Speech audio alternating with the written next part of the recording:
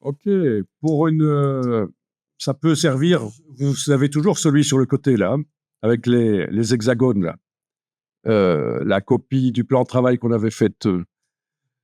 Là, je vais rapidement aller chercher 4 images et faire, une image qui apparaît dans chaque hexagone. Ça peut être, intéressant pour faire des mises en page. Donc je vais aller juste chercher ici des forêts. Je vous montre vite fait, hein, comme ça vous allez voir la logique, hein. Donc, forêt. Pour bien faire, je vais demander une licence Creative Commons et je vais aller chercher quelques images de forêt, quoique, ouais, ça pourrait être bien ça. OK, voilà.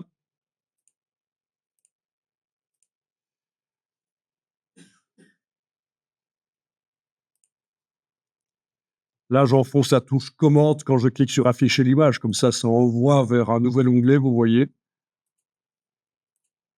sans que je doive quitter ici.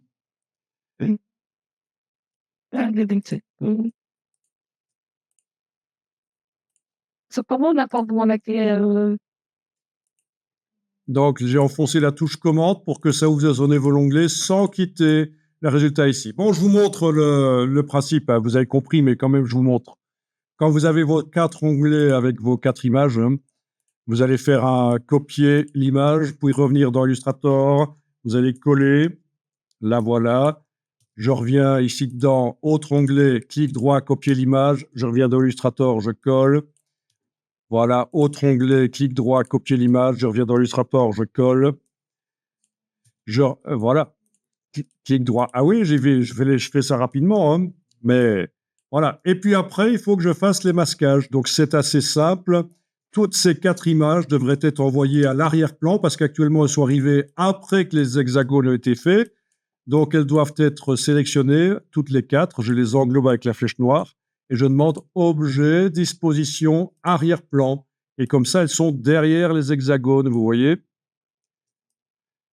Elles sont derrière ce qui va servir à les masquer. OK. Et puis, chaque image, je vais la positionner derrière un hexagone. J'active également l'hexagone en plus de l'image. Donc, c'est image sélectionnée, touche majuscule pour activer l'hexagone en plus. Objet, masque d'écrêtage créé. Voilà. Je fais la même chose avec une autre image, avec l'hexagone. Objet, masque d'écrêtage créé. Voilà. Puis, je fais la même chose avec une autre image. Donc, ça peut être très sympa, ce genre de choses. Quand vous êtes à court d'idées pour faire une petite présentation dans une petite mise en page, ça peut être intéressant. Si vous arrivez à faire ça, c'est génial. Et si sur les hexagones, je mets un contour blanc, est-ce qu'on a du blanc ici? Il va falloir que je crée le blanc dans le nuancier. Contour, pas dans la palette de couleurs, dans le nuancier, j'ai dit. OK. Du blanc avec, voilà. Si je mets un contour blanc dont je modifie l'épaisseur par la palette de contours, on arrive à donner l'impression que les images sont un peu séparées éventuellement. Ça, c'est vraiment le petit plus. Si vous pouvez mettre sur les hexagones qui servent de masque un contour blanc, vous avez la possibilité d'aller modifier par le menu fenêtre contour, la palette contour, l'épaisseur et ça vous donne quelque chose qui est graphique et sympa. Vous avez vu en très peu de temps, quoi.